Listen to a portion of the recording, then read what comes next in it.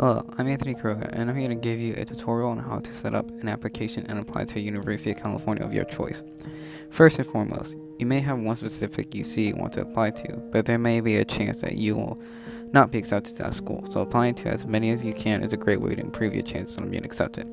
That's just one quick tip to give you. Now, here are some general facts about this application. When applying to a UC, you will be able to apply to multiple schools using one application, as you can choose all UC campuses available. This is where the tip to applying to multiple schools comes in handy, as it's quite easy to do so since you only need to file one total application instead of multiple. Also, there are certain dates where applications are due, and there are no exceptions for late ones, so make sure to know the date available for your applications. I'll show them on screen as well. So for fall quarter or semester, the due date is between November 1st to the 30th. For winter quarter or spring semester, the due date is between July 1st to the 31st. And for spring quarter, the due date is between October 1st to the 31st. Knowing these deadlines are important as you want to know when exactly you want to transfer and when to apply. Also, from prior experience, you want to apply before the last day, as sometimes the sites can slow down or crash. So schedule in the day you want to transfer, as it can take several hours to figure everything out. Now let's switch gears. There are two different requirements for freshman applicants and transferring applicants, but both are quite similar. Each require personal insight questions and similar requirements of personal information, but differ enough to differentiate the two. So let's begin with the requirements of freshman applicants first. Again, I want to read this because it's very important, but you want to research each individual UC, as some may provide programs of your interest while others may not. So research your opinions before you apply. Now, let's get into the requirements checklist prior to applying. First and foremost, make sure you use one email and it is your main email, as you will be receiving emails for certain requirements after applying. Now, one of the most important aspects besides your personal achievements and information is the personal insight questions. These you want to complete first, thoroughly revise them and make sure they're great, as it's a great way to sell yourself highly and can do the final push to accept you. So put a lot of thought into these and make sure they're completed prior to the day you apply, as you do have to choose and write about 4 of the 8 questions provided, and each have to be 350 words maximum. Next, pursue all scholarships, as they do help, and they can pay for the application payment, books, and little things. Everything does help. Now to the specific checklist. First, transcripts. You will need to enter courses and grades from all schools you have attended, including any colleges where you have taken courses while enrolled in high school. Make sure you enter information directly from those transcripts. Don't do it off memory, as that can be harmful to your application. If you took an advanced math and or English course other than English in middle school, you have to report how many semesters you completed during that time. Next in line is test scores. This is important because it's mandatory and can have a pretty decent influence in your application. You must report ACT with writing and or SAT with writing or with essay scores, and any advanced placement, international, baccalaureate, and A-level exam scores. Next is your annual income, although this is optional. If your parents claim you as a dependent on their tax return, ask them for the annual pre-tax income for in the year prior to application. Refer to your tax records. Next on the list is Social Security number or individual taxpayer ID number. They need your Social Security number or ITIN to verify your identity and match it to your application and transcripts. And if you applied for financial aid, your FAFSA or California Dream Act they will need as well. Next is citizenship status. You must provide your country of citizenship, but you may click no if you're an undocumented applicant. If you select a country other than the United States, you'll need to provide your legal immigration status and the type of visa you currently hold or will hold. If you're from California, you must provide your California statewide student ID, but this part is also optional. For payment, you may use a credit card, which you'll need the account number, expiration date, cardholder's name, and billing address. But if you prefer to pay by check or money order, you can send your payment by mail to the UC application mailing address. However, cash is not accepted as a payment. There will be an activity and award section where you can apply the honors you received or the time you use outside of school, such as sports or community service activities. After you submit, there will be several things you're going to want to do and look out for. Firstly, print your receipt. You'll want to keep a record of your application ID number and a summary of your application for reference, just in case something may happen. Watch for your application submission confirmation. As soon as you submit your application, you'll receive an email confirming it has been successfully filed. If you do not receive an email, check your spam or contact the UC Application Center to help receive confirmation. Next, you're going to want to order the test score reports and make sure to have the appropriate testing agency send your official results for the ACT, SAT, or SAT subject test scores to UCs. College Board is a great agency to use. If you have a report sent to one UC campus, it will be shared amongst all the campuses you apply to. And if you're admitted to the fall term, you must arrange to have official AP and IB exam scores sent to the campus admissions office no later than July 15th.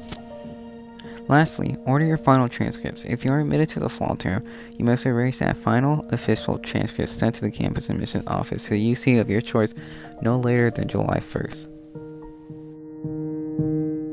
Now, if you're going to or aspiring to be a transfer student, this is your section now. Now, just to reiterate once again, search your options and really look into what program you want to enter into, as not all schools have the same program you desire. Also, apply broadly. You may not be accepted into the campus you desire, but all UC campuses are great, and another is bound to hold the program you desire at a very high level.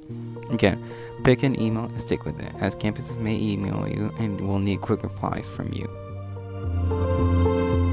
First and foremost, there will be personal answer questions once again, except for this one, you only need to answer one question, including 3 of the 7 additional questions. Each answer, as for the freshman, have a maximum of 350 words. One question is required and the other 3 are up to you. They will be shown on screen. Again, once you read it, but pursue all scholarship as it is extremely helpful.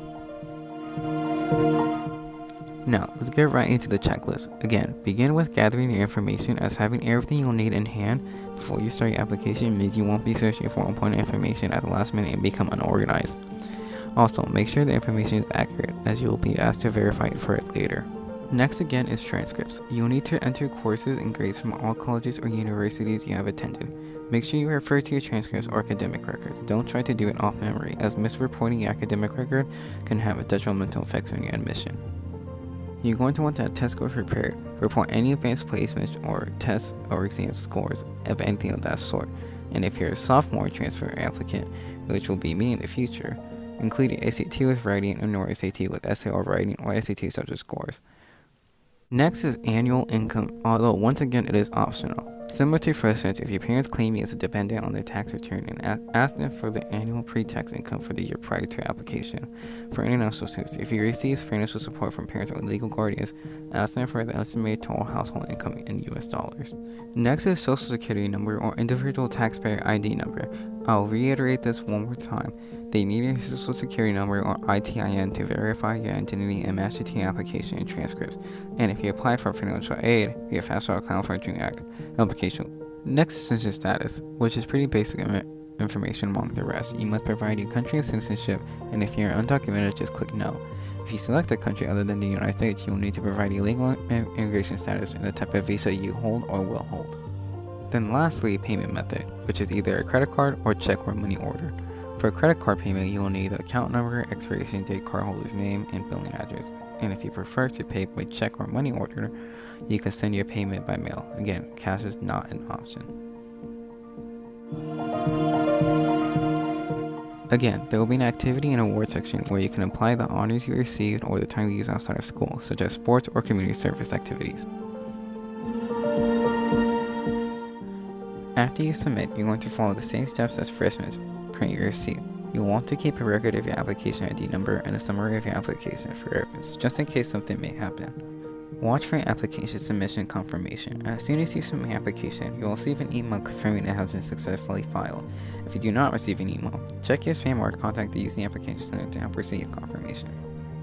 Then, you're going to want to order the test score reports. If you're a sophomore or transferring student, make sure to have the appropriate testing agency send your official results from the ACT, SAT, or SAT subject test scores to UCs. College Board is a great agency to use, as I recommended earlier.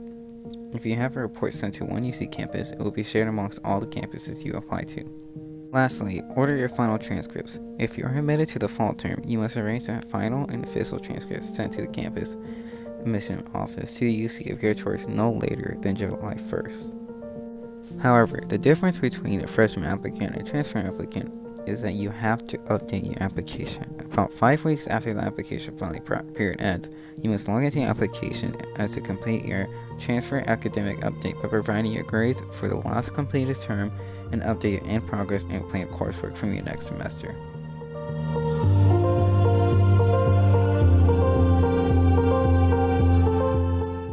Now, for making changes to the application, we'll start with freshmen first.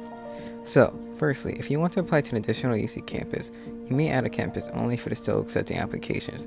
Log into your UC application at university.california.edu/after-apply, then you'll be able to do this type of process. If you need to change your phone number, email, or mailing address, view their website and they'll show you how to do that. If your academic record changes, if you add or drop a course or fail to earn a C or better in a course, you must notify them by email at docs@applyucsupport.net or by mail to UC Application Center. If you enroll in a new school or college after applying, notify the UC Application Center and provide the institution's name and the courses you are planning to take. Now, for transfer students, if you want to make a change to the application, you have to notify them for any information you want to change. So first, you log into the universityofcalifornia.edu/after-apply to update your application if you want to apply to an additional UC campus, providing that the campus is still accepting applications, to change your phone number, email, or mailing address, to add or drop a course, or fail to earn a C or better in a course. To update this information, you have to go back to the transfer academic update form in the application, or if you enroll at a different college after applying. Once again, you have to update this information on the transfer academic update form in the application. And that's it. You're done. Thanks for watching, and I hope you learned how to apply to a UC application.